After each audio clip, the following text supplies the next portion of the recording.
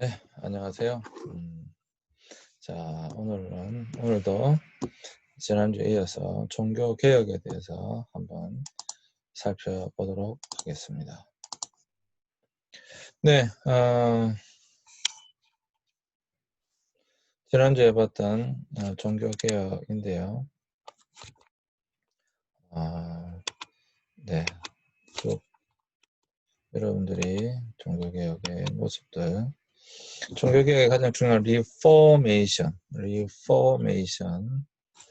것입니다. 리포메이션. 형태를 바꾼다. 폼을 바꾼다. 리폼이라고 하는 것은 구원관이에요. 구원관. 네, 구원관입니다. 구원관. 어떻게 구원받는가에 대해서 바꾼다라고 하는 것이고요. 중세교회가 종교개혁이 일어날 수밖에 없었던 가장 중요한 이유가 바로 윤리적, 교리적 부패 때문이었다라고 하는 것이고요. 네. 그 윤리적 부패가 가장 큰 것이 이제 성직 매매가 이루어졌기 때문에 가르칠 만한 능력이 없는 사람이 성직자가 되어졌다라고 하는 것이고요. 그 다음에 결혼, 원래는 그 신부들과 수녀들은 결혼하면 안 되잖아요. 그런데 비밀 결혼이 많았고 첩도 두었다라고 하는 것입니다. 그 다음에 이제 교리적으로 본다면 이제 면죄부에 대한 것은 여러분들에게 지난주에 설명해드렸죠. 굉장히 중요한 것입니다. 그런 오류들이 있었다. 그래서 이제 종교개혁이 일어나게 됐던 것이죠. 실제로는 베드로 성당을 다시 개축하는데 비용이 너무 많이 들어갔기 때문에 면죄부가 크게 오용되게 됩니다. 그래서 이제 면죄부는 신학적인 문제, 어떻게 구원을 받는가라고 하는 것이죠. 이 부분을 지난주에 했는데 조금 더 설명하자면, 자, 공로를 쌓여 구원을 얻는다. 그러니까 공덕사상이라고 제가 말씀드렸죠. 공덕사상. 뭐 모든 종교의 공덕사상은 다 있습니다. 어쨌거나 공덕사상, 덕을 쌓아야, 공로를 쌓아야 구원을 얻는다라고 하는 주장. 그러니까 잉여공로설. 그러니까 성인들은 공로가 너무 많기 때문에 남는다. 그래서 이제 필요한 사람에게 나누어 준다라고 하는 잉여공로설. 그 다음에 교황이 과연 면제권을 가지고 있느냐. 뭐 내가 너에게 천국 열쇠를 주느니 이렇게 말씀하셨거든요. 사실 베드로가 일대 교황이라고 하는 것도 근거가 잘 없는데 과연 교황이 그런 천국 열쇠를 가지고 면제권을 가지고 있느냐에 대한 이제 논의가 될 수 있겠죠. 그런 오류가 일어났다라고 하는 것입니다. 그래서 여러분, 자 이제 이번 시간에 이제 오늘의 가장 중요한 것은 종교 개혁의 배경입니다. 시험 문제를 낸다면 이건 반드시 시험 문제로 나옵니다. 반드시 시험 문제 나옵니다. 예. 종교 개혁의 배경 반드시 시험 문제 나오니까 여러분 꼭 알아두셔야 됩니다. 자, 종교개혁 이전의 종교개혁. 1517년 마틴 루터가 종교개혁을 일으키기 전에 종교개혁 이전에 종교개혁을 시도했던 사람들이 있었습니다. 그래서 이제 대표적인 사람이 옥스퍼드 대학의 교수였던 위클리프라고 하는 사람이 있어요. 위클리프. 그 다음에 얀 후스. 우리는 존 후스라고 하지만 발음상 크게 발음하는 사람은 얀 후스이기 때문에 얀 후스가 있습니다. 그래서 위클리프의 어떤 이 사상이나 위클리프의 어떤 이런 그 업적을 기려서 위클리프 성경 번역회, 선교회가 있죠. 아주 유명하죠.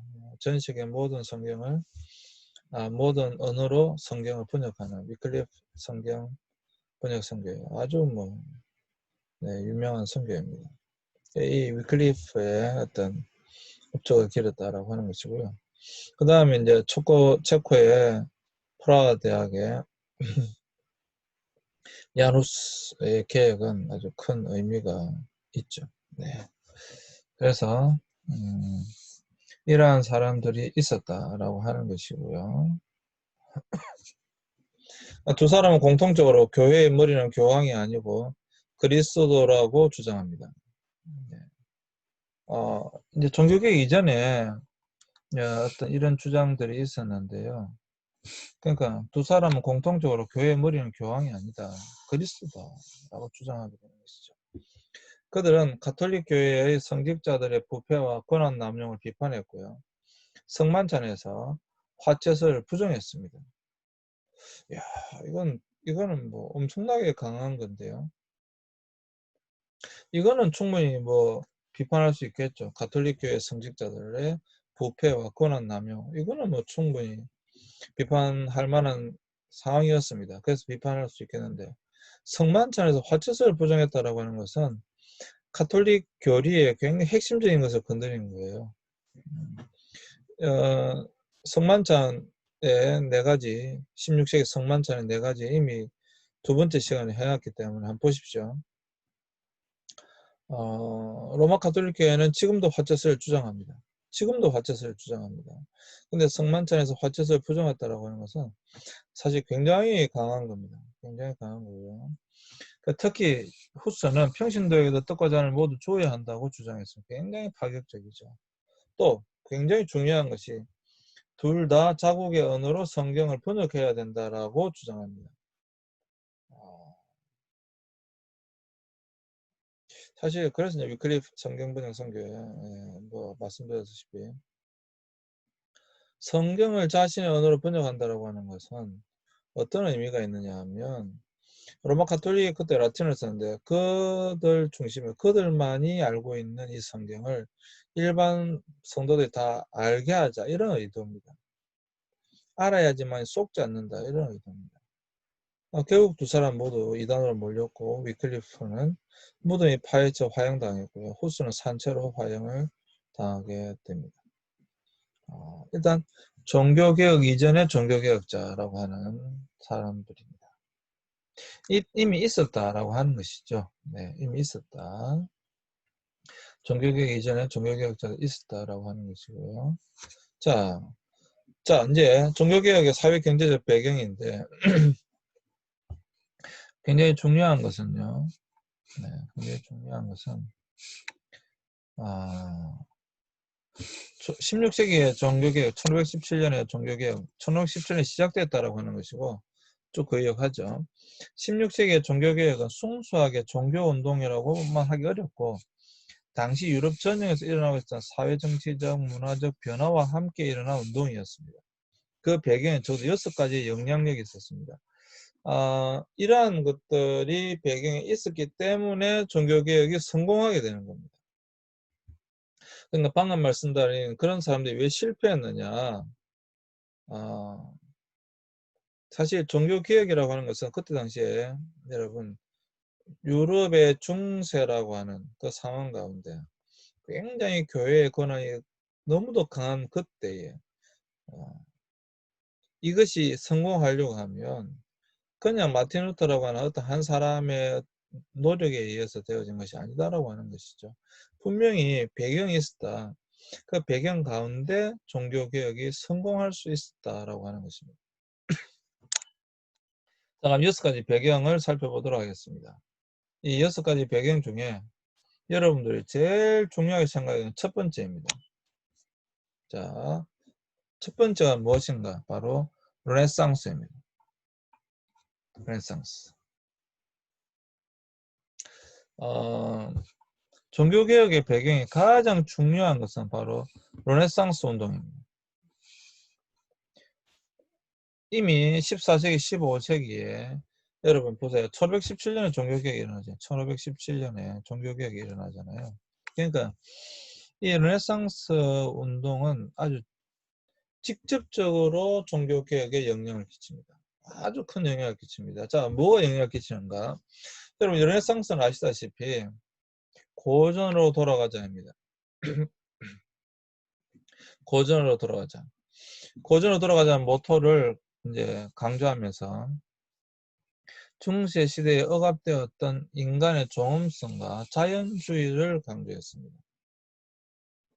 인문주의자들은 그리스 로마 시대의 철학과 예술 연구였고, 그러니까 이 인문주의자들이 그리스 로마 시대의 철학과 예술 연구였고 교회의 부패와 사치를 공격했다라고 하는 것입니다.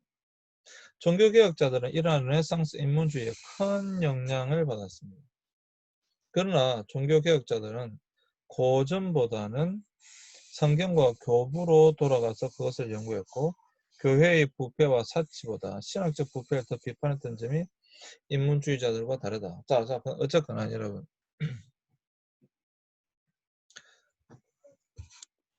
르네상스의 핵심이 뭡니까? 옛날로 돌아가잖아요. 고전으로. 옛날 문학으로 돌아가자. 옛날 문학이 뭔데? 오디세이, 일리아드가 그렸던 인간 중심이에요.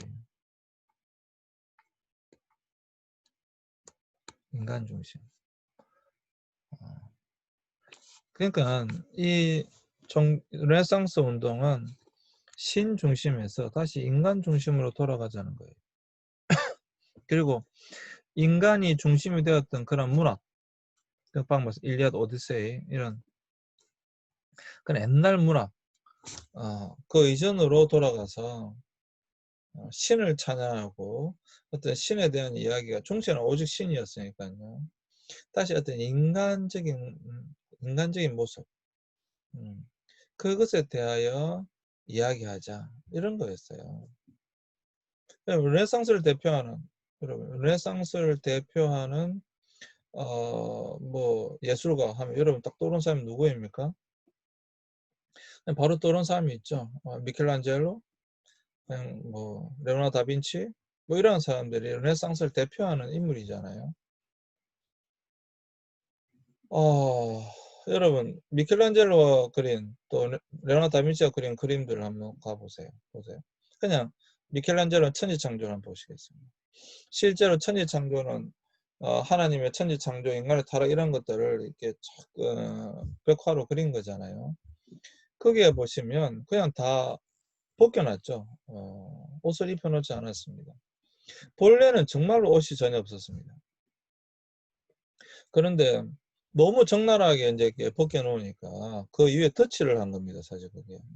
근데 굉장히 그냥 그 교회 안에 인간 본연의 모습, 그냥 적나라한 모습, 그걸 그대로 그냥 거기다가 그려놓은 거예요. 무엇을 이야기하려고 하는 겁니까? 인간 본연의 모습, 인간 그대로의 모습을 이제 찾자라고 하는 것이죠.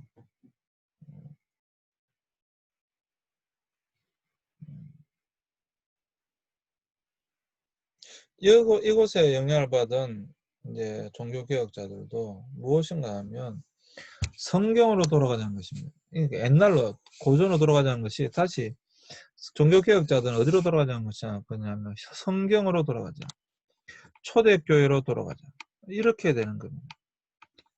지금도 교회에서는 초대교회로 돌아가자 이런 말을 많이 하는데 다시 성경 중심으로 돌아가자. 교회 중심이 아니라 교권 중심이 아니라 교황 중심이 아니라 성경 중심으로 돌아가자. 초대교회로 돌아가자. 이런 거예요. 초대교회로 돌아가자. 그것을 이야기하고 있습니다. 초대교회로 돌아가자. 성경으로 돌아가자. 특별히 예수님과 바울로 돌아가자. 뭐 이런 것이었습니다.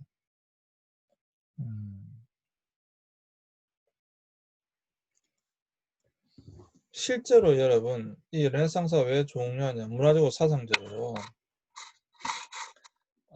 여러분 뭐 르네상스는 여러분 아시는 것처럼 십자군 전쟁 이후에 그 유럽이 아시아를 발견하게 되고요. 무역을 통해서 도시가 발전하게 되고요. 도시는 다 대부분 해안가에 있었겠죠. 도시가 발전하게 되고요. 도시의 중산층이 나오게 됩니다. 도시의 중산층이 나오면서 이들은 교회 권위 아래에 있었던 그것으로부터 조금 더 자유로운 생각과 그러한 것들을 꿈꾸게 됩니다. 그래서 아시아로부터 들어오는 그런 문명을 받아들이게 되죠. 그러면서 꽃꽃 피웠던 것이 이제 우리가 알고 있는 르네상스거든요. 르네상스 인문주의 운동이거든요. 그러면 그때 르네상스 운동은 이미 전 유럽 사회에 퍼져 있었습니다. 그러니까 대부분의 사람들의 의식 가운데 교회의 권위를 벗어나 인간 본연의 모습, 또 다시 옛날로 돌아가자. 그러니까 이 교황 중심 체제가 아니라 진짜 신앙의 본질적 모습으로 돌아가자. 이것은 종교개혁이고요. 그냥 인간의 본연의 모습 옛날로 돌아가자. 이게 바로 르네상스가 되겠습니다.